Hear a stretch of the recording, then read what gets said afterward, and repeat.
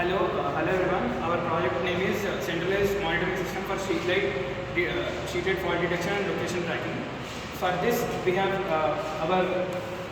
our solution is we are using a relay module and a light detection resistor in order to detect the type of faults that are being enclosed through the street lights. The detection system we are using here is here you can see we have developed a prototype. This is a light dependent resistor and this is a limiting resistor. This is a node MCU, which is a basic general purpose IoT device, and we have connected an input supply. This node MCU will be this node MCU setup will be placed under the street light. Here you can see a bulb setup, light bulb setup here. This light bulb setup, we are now using it as a street light. This LDR setup is placed under the street light. And now you can see that the bulb is not turned on. Here what we are doing is the status of the bulb is sensed to the LDR and is sent to the central monitoring unit. For prototype purpose, we have made the central monitoring unit as Google Spreadsheets. Here you can see the data will be getting updated for every 5 seconds. If you focus on 21st line, see, you can see the bulb is not glowing. Now what if we turn on it? Once we turn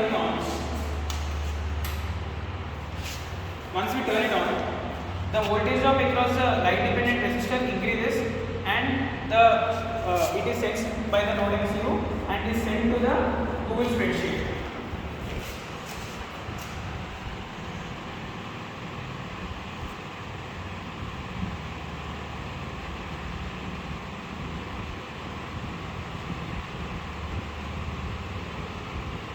See, you can see that the update is saying that bulb is working properly.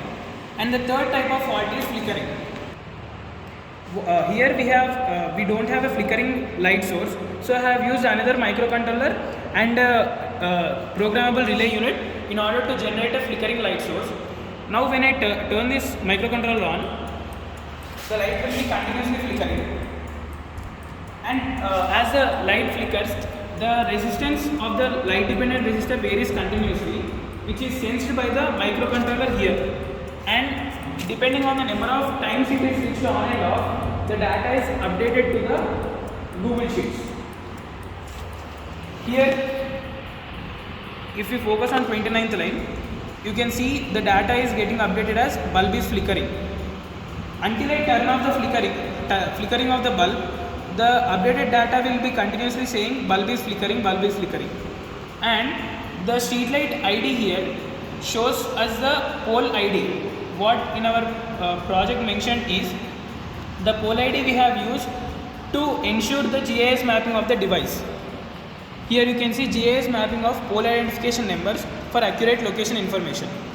And coming to current theft, in order to eliminate current theft, what method we are suggesting is we will place a cable detection module parallel with the bulb, and whenever there is no breakage of connection from the light to the bulb, the street light as well as the cable detection module will be on all the time. So when the street light is on and cable detection module is also on, we can say that there is no cable breakage.